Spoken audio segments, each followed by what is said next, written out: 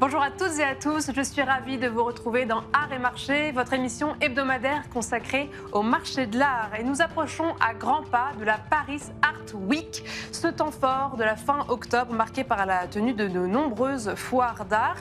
Mais au-delà de ces modèles traditionnels de vente d'œuvres d'art, de nouveaux formats émergent et proposent des alternatives innovantes et bien sûr parfois complémentaires. Pour en parler, j'ai le plaisir d'accueillir en plateau Emilia Genoardi, qui est fondatrice d'Unrepresented et de Approche, deux structures qui réinventent les codes habituels des foires et ouvrent des voies à explorer pour les artistes, mais aussi pour les collectionneurs. C'est parti, c'est Art et Marché. Emilia Genoardi, merci beaucoup d'être avec nous. Bonjour. Vous êtes fondatrice de Unrepresented et de Approche. Donc ces deux événements sont aussi liés par une association appelée Proche. Donc ça fait 10 ans que vous constituez tout un écosystème au service des artistes. Ça fait 10 ans. On a commencé avec le salon Approche, Ouais. qui est une foire... D'abord Approche. Dans l'ordre chronologique. En 2017, la première édition, dont la particularité, la singularité est d'être un salon marchand qui est construit comme une exposition à taille humaine, qui ne présente que des solo shows et 15 au maximum, parce que je voulais que le visiteur se souvienne de ce qu'il avait vu en sortant. D'accord. C'est un salon qui a pour particularité aussi d'être un projet curatorial et qui va montrer des artistes qui vont expérimenter l'image. Parce qu'au départ, c'était une sorte de réaction à toutes les foires dans lesquelles vous étiez allé et que vous trouviez qui n'étaient pas forcément adaptées. Quel était le... Alors c'était un constat avec voilà. Peut-être 3 casquettes que j'avais à l'époque, que j'ai toujours, qui était une partie soutien aux artistes, puisque j'ai été agent de photographe pendant 10 ans. Ensuite, j'étais directrice artistique dans une galerie photo pour laquelle j'ai commencé à faire les foires en tant que directrice artistique et galeriste. Et j'ai commencé à acheter. Et je me suis dit, mais finalement, pourquoi est-ce que je ne créerais pas une image en soutien à la création contemporaine, dans laquelle j'ai envie, en tant qu'acheteuse, d'acheter, et dans laquelle on pourrait prendre les risques, puisque des expositions personnelles sont toujours un peu plus risquées qu'un accrochage de multiples artistes qui pourraient plaire au plus grand nombre. C'est ça, parce que l'objet en fait de nos discussions, c'était, en tout cas ça partait de ce constat des foires, savoir comment est-ce qu'on peut mettre plus facilement en avant des artistes qui n'ont pas forcément eu toute leur chance et pour être mis en valeur. Et pareil du côté des collectionneurs, comment aussi trouver des profils qui sont en dehors des sentiers battus, qui peuvent être intéressants. Et c'est vrai qu'il y a beaucoup de propositions et Approche, en tout cas, peut être un axe. Et donc, vous avez développé un peu tout un écosystème qui peut répondre à ça. Oui, avec l'envie à chaque fois, évidemment, de partir de l'artiste. Tout part à chaque fois des artistes, pour tous les différents projets qu'on mène. Depuis 2010, à Approche, depuis l'ouverture du salon, on a eu à cœur de montrer des artistes non représentés en galerie. Le marché de l'art leur laisse très peu de place. Les artistes, aujourd'hui, et depuis longtemps, doivent collaborer avec des galeries pour être présents sur le marché.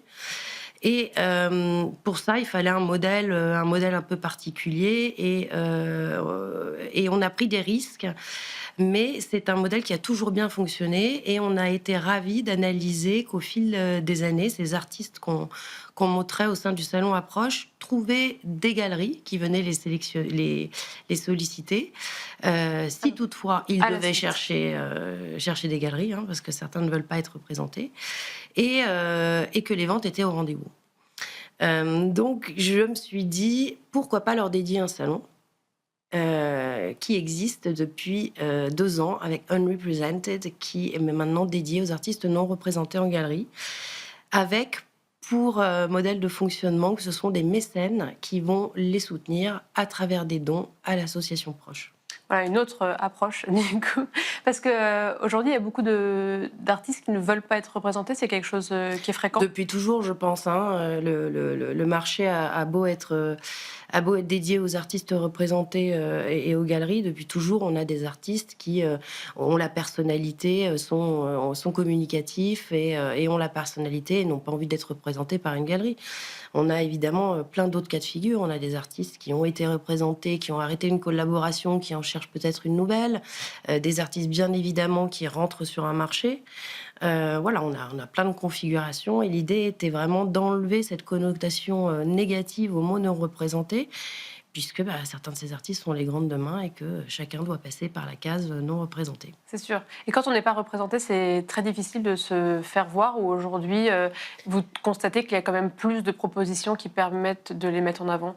Non, il n'y a pas plus de propositions, il y en a tout autant pour peut-être plus d'artistes. C'est très compliqué et encore une fois, tout ça dépend de la personnalité de l'artiste puisque, il faut aller démarcher, il faut aller présenter son travail et bien un artiste est artiste et pas forcément un commercial ou un bon Oui. communicant, quoi qu'il en soit. Mais ce qui est intéressant, du coup, dans le modèle unrepresented, c'est cette personnalité du mécène que peut-être... c'est vrai qu'on entend un peu moins parler aujourd'hui. Peut-être qu'il faut le remettre au goût du jour. Alors, Qui est-il, ce mécène? le mécène a plusieurs profils. Le mécène peut être un collectionneur, le mécène peut être une association, une fondation, un galeriste, pourquoi pas, mais qui ne représente pas l'artiste au sein de sa galerie. Ça peut être un groupe d'amis qui se rassemblent pour aider, pour soutenir un artiste. Il y a plein de profils différents avec tous une idée convergente, en tout cas une envie convergente, et celle de soutenir l'artiste et de lui permettre d'avoir une certaine visibilité sur le marché et des mises en lien avec les acteurs majeurs de la création contemporaine. Et qu'il choisit? Ou c'est via vous? Encore une fois, il y a tous les cas de figure. À chaque fois, évidemment, la contrainte étant de montrer des artistes qui vont expérimenter l'image. Donc, je suis sollicitée par des mécènes qui me proposent quelquefois des artistes. J'ai beaucoup d'artistes qui souhaitent participer, à qui j'essaye de trouver des soutiens. Et voilà, quelquefois ça marche et quelquefois ça marche pas. Mais je suis ravie de voir qu'après 3 éditions de ce nouveau salon, je suis de plus en plus sollicitée, en tout cas par des mécènes, par des artistes aussi, évidemment, qui ont l'envie vraiment d'être considérés comme des vrais soutiens à la création contemporaine. Et pour les collectionneurs, par exemple, pas uniquement comme des acheteurs. Oui, et peut-être une relation aussi plus directe avec l'artiste, parce que du coup, ça passe pas par... Une relation très d'intermédiaires. directe. Alors, encore une fois, tous les cas de figure. Il y a des mécènes qui ne veulent pas être identifiés, qui restent anonymes. Il y a des mécènes qui passent leur journée, le temps du salon avec nous et qui sont là pour défendre les artistes. Quel que soit le cas de figure, en tout cas, ils sont très investis et très généreux. Et pour rassembler tout ça, vous avez créé l'association Proche, si j'ai bien compris. Ou c'est quel est l'axe de cette association? On a créé il y a 2 ans l'association Proche, qui a d'abord pour premier but de, encore une fois, soutenir la création contemporaine à travers des projets participatifs de mécénat. Au fil du temps, enfin depuis le salon, depuis la 3e édition du salon Unrepresented, elle porte maintenant ce salon. Donc les soutiens se font à travers des dons à l'association. Et un 3e volet qui est important, c'est qu'à hauteur de 2 fois par mois, on fait des visites avec nos membres dans les ateliers des artistes, avec des formules conviviales et sympathiques, alliant des dégustations de vin. Voilà, essayer à chaque fois avec pour envie de rentrer dans l'intimité d'un artiste, d'ouvrir à la discussion et pour une dizaine de membres au maximum, pour avoir des visites vraiment de qualité.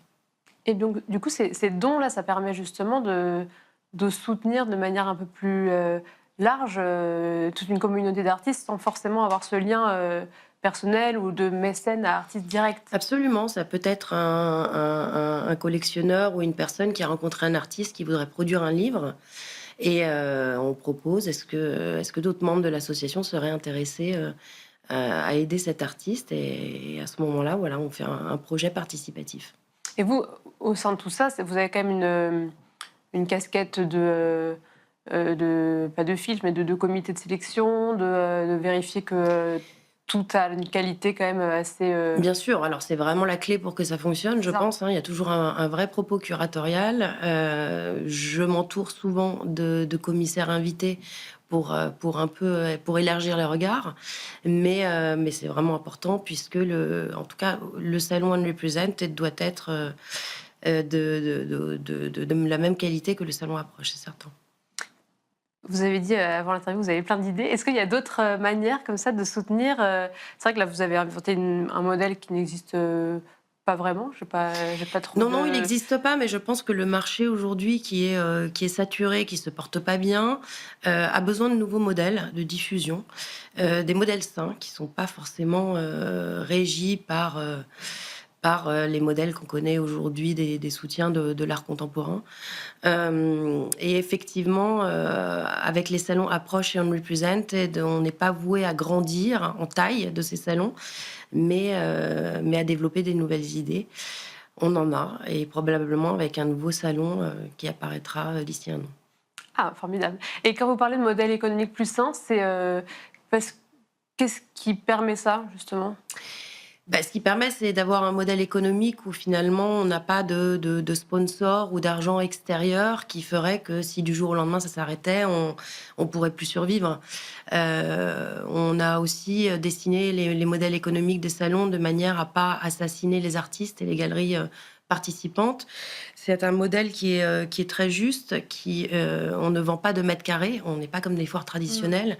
En revanche, on a un coût de participation qui va être le même pour tout le monde, pour les grandes galeries comme les plus jeunes, et pour les artistes non représentés et leur soutien. Et là, j'ai l'impression qu'il y a plus de propositions de foires boutiques, ou je ne sais pas comment on appelle ça exactement, boutique-foire. Mais c'est un terme anglais, mais qui moi, j'ai choisi le terme salon pour définir ma petitesse. Mais j'ai l'impression que ça se développe, ou aussi des foires qui sont un petit peu plus très régionales ou très spécialisées. Vous pensez que c'est un peu l'avenir des Je pense foires ? que c'est nécessaire parce que les grandes foires traditionnelles telles qu'on les connaît ont un coût de participation qui aujourd'hui est très périlleux pour les galeries dans le marché dans lequel on est, et on a besoin d'une diversité aussi pour attirer différents publics. Merci beaucoup, Emilia Genuardi. Je rappelle donc que vous êtes fondatrice de Unrepresented et Approche, et de l'association Proche. Merci d'avoir été avec nous. Merci Sylvie. Et merci à vous toutes et tous de nous avoir suivis. C'était Arrêt Marché.